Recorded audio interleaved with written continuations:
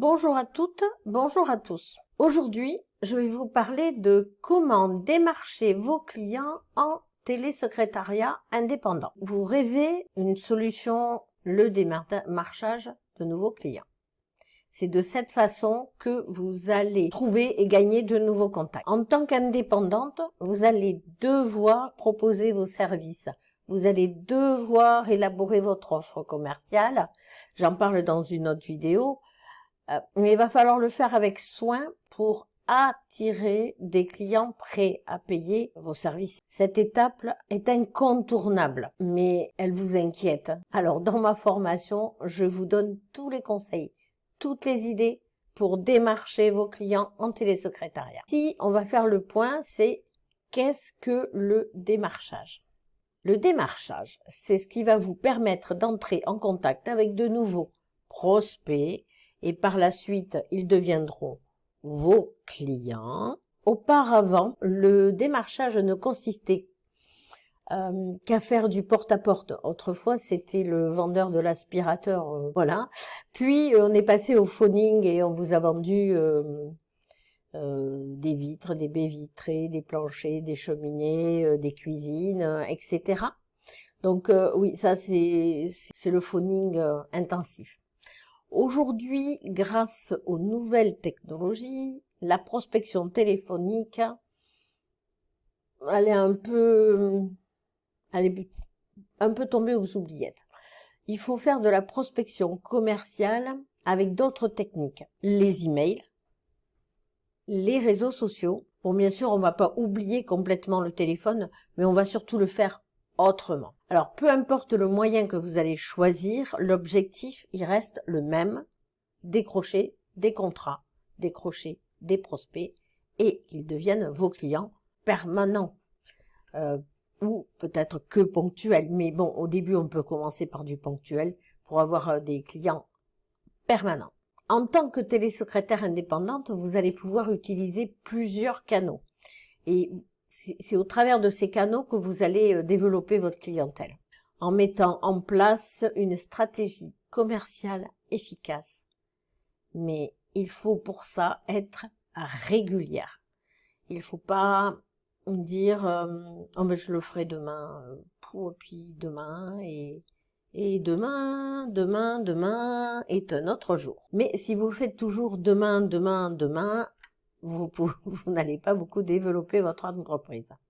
Alors, il va falloir commencer par choisir la cible de clients que vous voulez toucher. Pour choisir la cible, il faut que vous ayez les compétences qui soient en corrélation avec les clients que vous voulez cibler.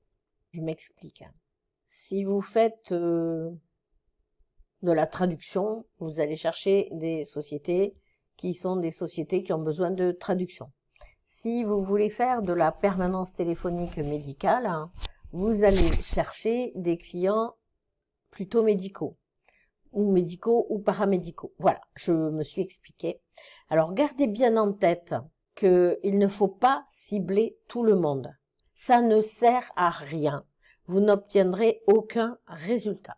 Ou alors et vous allez vous exténuer à passer des coups de fil, faire des mails, etc. Acceptez l'idée que votre offre n'est pas adaptée à tout le monde. Donc, dans un premier temps, vous allez créer ce qu'on appelle un persona. Le persona, c'est le client modèle dont on rêve. Une fois qu'on a créé son client modèle, le client idéal, voilà, c'est le mot que je cherchais. On va chercher créer son client idéal. Et dites-vous une chose, c'est que on attire ce que nous sommes. Vous allez attirer beaucoup de clients qui vous ressemblent. Enfin, pour ma part, c'est exactement ça. Ils sont à mon image. Mes clients sont à mon image. Bon, après, vous allez pouvoir, bien sûr, arpenter les salons, si vous voulez, les forums, que sais-je, les ateliers, peu importe. Mais surtout, analysez bien les retours que vous avez sur les profils qui semblent s'intéresser à vos prestations. Voilà. Faites des analyses de vos demandes, des clients qui ont de l'intérêt pour vous. Travaillez sur des échantillons pour améliorer votre stratégie. Triez les clients intéressés à collaborer avec vous et les prospects qui sont prêts à devenir vos clients. Ensuite, il va falloir adapter votre discours à la clientèle que vous visez. Alors, il va pas falloir déballer tous vos arguments de vente comme un robot, blablabla, blablabla. Non, non, non, non. Il faut adapter votre discours à la cible de clients que vous souhaitez ou que vous aurez visé, votre client idéal. Et pour cela, il va falloir calculer, non, il va falloir vous entraîner à avoir les bons mots.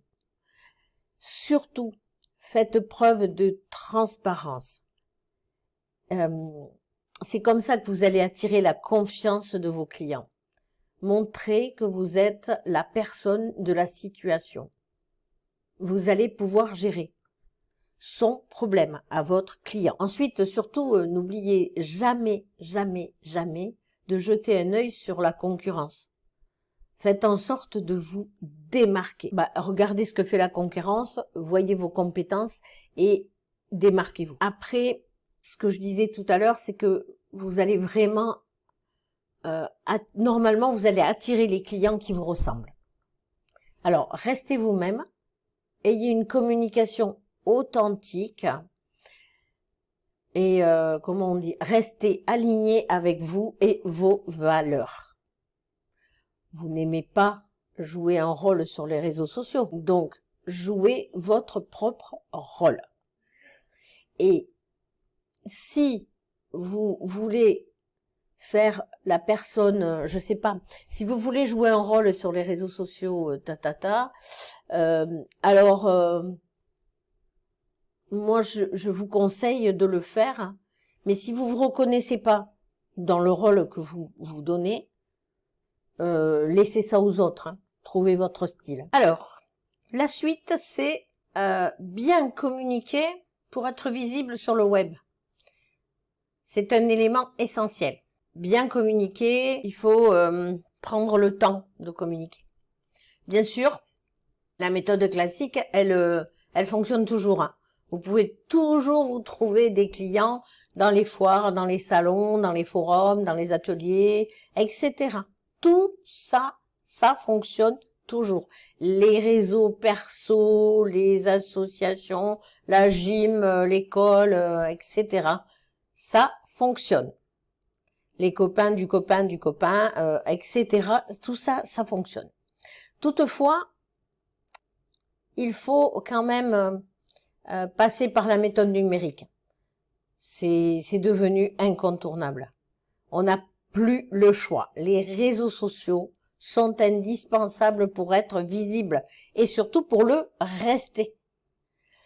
Alors, si vous n'êtes pas à l'aise avec ça, pas de panique. Si vous n'êtes pas à l'aise avec ça, pas de panique. Il existe une multitude, mais alors il en existe des quantités, de community managers qui le feront parfaitement bien à votre place. Il existe aussi des formations qui vous apprendront à être bien référencé sur le web, si vous avez un site internet, à bien vous démarquer de vos concurrents, etc. Mais c'est pas un investissement inutile. Ne le négligez pas. C'est un point important. Ensuite, pensez à effectuer une veille régulière de l'actualité du télésecrétariat. Parce que si vous voulez rester compétitive, ne pas vous faire écraser par la concurrence, qui est toujours plus offensive, donc il n'y a pas de secret. Le secret, c'est garder un œil sur vos concurrents. Toujours garder un œil sur vos concurrents. Regardez leurs offres de services, actualisez-vous, formez-vous, participez à des webinaires.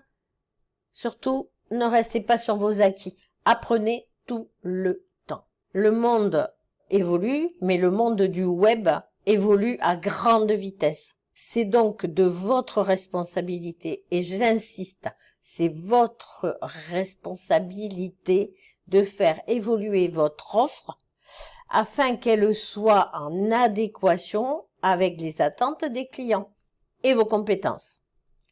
Moi, je vous conseille d'être humble, curieuse, à l'écoute de vos clients, car ce sont eux qui vont vous permettre d'améliorer vos services. Donc, en conclusion, c'est que le démarchage des clients est une étape incontournable. Ça, c'est pour démarrer, mais pour développer. N'arrêtez jamais de prospecter. Vous prospecterez peut-être un peu moins quand vous aurez démarré, mais n'arrêtez jamais de prospecter. Il y a toujours, peut-être pas de la prospection téléphonique, mais soyez toujours présente dans les forums, les réunions d'entrepreneurs, etc. Ayez quand même toujours les réseaux sociaux à jour. Faites-vous voir, parlez de vous. Ayez un site web, ça vous permet d'avoir une vitrine pour gagner de nouveaux clients. Apprenez à communiquer, tant sur votre offre que par le canal choisi. Pensez à effectuer la veille régulière, hein. Comme ça, vous mettrez toutes les chances de votre côté pour faire de votre activité de télésecrétaire indépendante un business pérenne et rentable. Donc, vous souhaitez devenir télésecrétaire indépendante. Vous souhaitez réussir. Rejoignez tout de suite mon programme de formation.